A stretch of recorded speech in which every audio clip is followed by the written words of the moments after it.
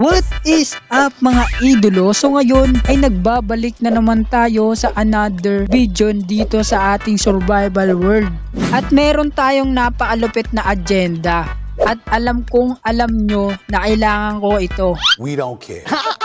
Dahil kung napapansin nyo, ang aking armor ay meron lamang protection 2.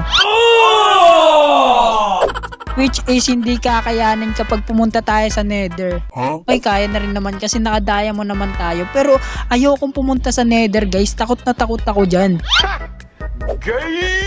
Mamamatay lang tayo dyan kasi alam nyong bobo ko. So ayoko talaga pumunta ng nether lalo na hindi tayo full enchantment.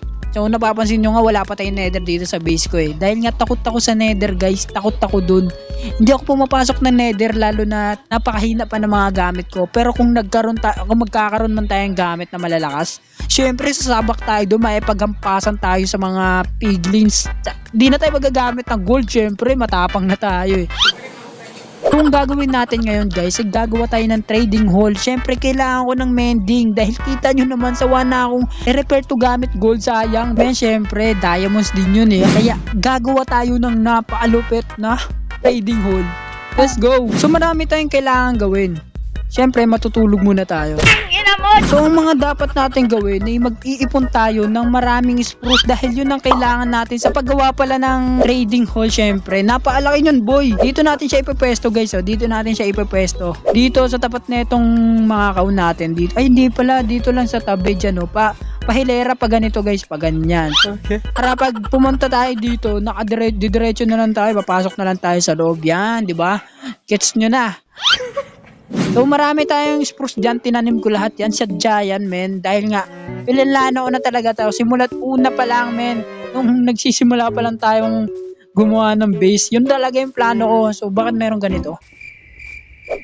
Iglagay na ito dito. So by the way,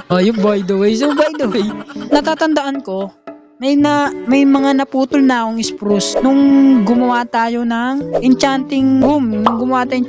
At naparami kong kinuwang spruce. Ewan ko kung aabot pa yun. So titignan ko sa aking bahay. Tapos nagpuputol-putol pa pala ako ganina guys. Naalimutan ko. Nagputol-putol pa ako dito.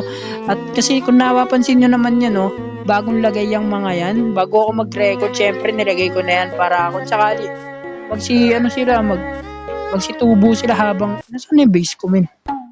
So titignan natin sa inventory ko sa storage ko pala kung meron pa tayong mga saplings tuloy, mga spruce log kung meron pa tayo nun. Dahil kung meron pa tayo nun, konti na lang yung puputulin natin kung meron pa tayo, di ba?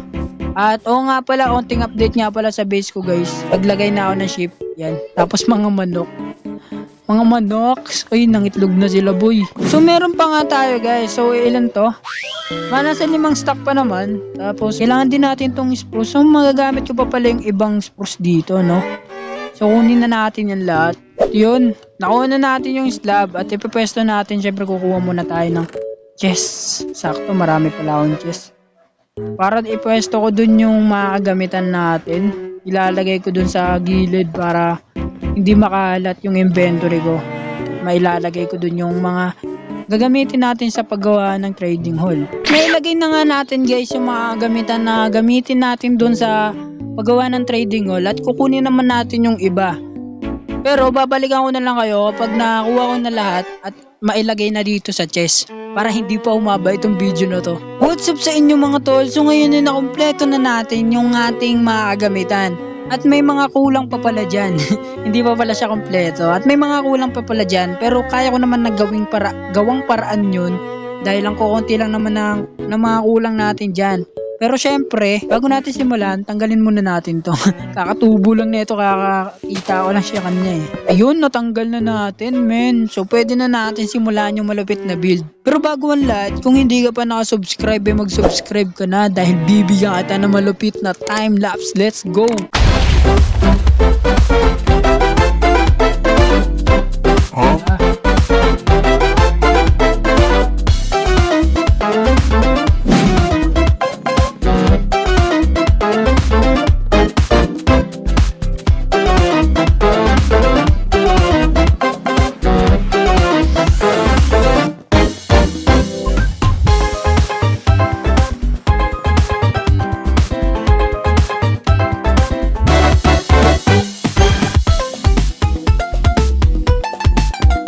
1 hour later. Ay putek, mali itong ginagawa ko, boy.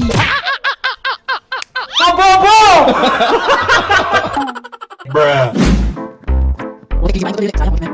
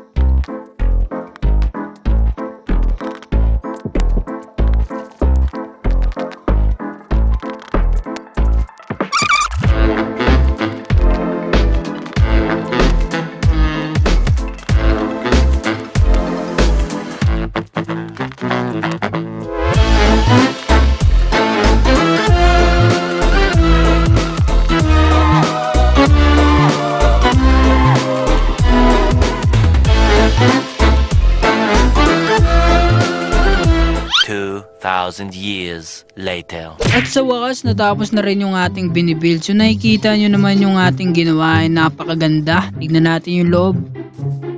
Yan, napakaangas ng nasa loob, guys.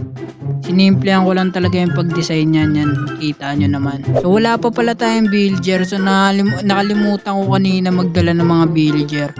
So okay lang kasi malapit lang naman yung village dito. Halos doon lang naman, oh. Pero hindi ko alam kung paano ko sila papapuntahin dito. So gagawa tayo ng paraan. Nalala ko ay may nakuha, marami pala akong mga rail dito sa aking inventory. Sa mga chest ko meron akong mga rail dito. Wala pala. You stupid. So paano yan? Wala tayong rail. Wala rin tayong irons, man. Bruh. Ay, meron pala. So, ito pala yung irons. Ito. So, i-melt ko lang to para makagawa na tayo ng... So, meron pala dito. Kaso 5 lang. Alam ko magastos sa irons yung rail eh. Meron na tayong almost 5 stack na irons. So, pwede na yata to. Sakto na to sa paggawa. So, kailangan din pala natin na maraming stick. So, gagawa na lang pala tayo ng blast furnace para mabilis yung pagka-melt ng ating irons. So, meron yata ako ditong smooth stone. Saan ko ba nilagay?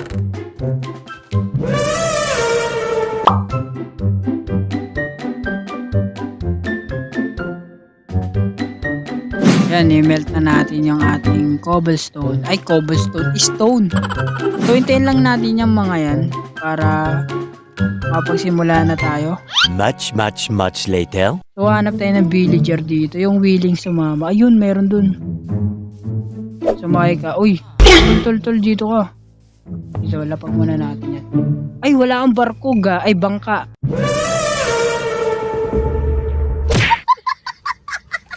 Ano meron? Ba't may raid? Wait lang, may raid. Alisan muna natin to, men.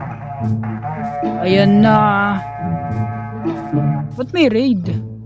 Ay, oo, pumatay pala ako ganina kasi may sumugod dun habang gumagawa ako eh. May paglaban pa ata tayo sa raid, ayoko niyan eh. Uy, sama ka sa akin. Kung pansinin yung raid, akong bahala sa inyo. Ililigas ko kayo, boy. Tara, ililigas ko na kayo. Uy, ba't ayaw? Uy, wag kang umuwi. Visit ka. You tripping, bro. You tripping. Dito na nga lang tayo dadaan. Kayo mag-alala, ililigas ko kayo. Wait lang. Ayusin ko lang yung tren put-put.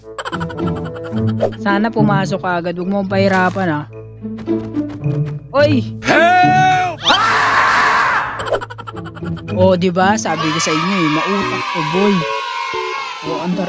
Oh, andar. Eh, wait lang, di pa tapos. Mamadali kasi. Balikan muna doon, Yan, oh, di ba? Oh, may naisip na tayong paraan, boy. Napakadali lang yan. So, ang gagawin na lang natin ay didiretso natin doon sa may ating trading hall, di ba? At yun guys, nandito na nga tayo. So bala ko itayo dito yung kanilang breeding house. So pansamantala lang naman yun. Pero aalisin ko rin yun kapag hindi ko na sila kailangan. Kasi kasyang-kasya naman dito yung mga villager eh. Napakadami yan boy, magkabilaan pa yan. Balik na tayo dun sa may ano, sa may nag-iisang villager dun. Dahil papagalawin na natin siya dun men. Daan na ba? Let's go! May free rides ka pa, di ba? Oh. Sana mabilis ka. Oh, let's go. So, habang bumabiyahe siya, hanap muna tayo ng kasunod niya, men. The next day. Sa wakas, na inauwi-uwi na natin dito yung villager na pinahirapan pa tayo. So, nandito na siya at couple na sila. So, gagawa naman natin sila ng pansamantala nilang tahanan. So, dun sila magpaparami, boy. So, in case natapos na natin yung kanilang pansamantalang tirahan, so, ito na yon. So, wala pa ako yung pambibreed sa kanila dahil nga, hindi pa ako nakakapag-harvest.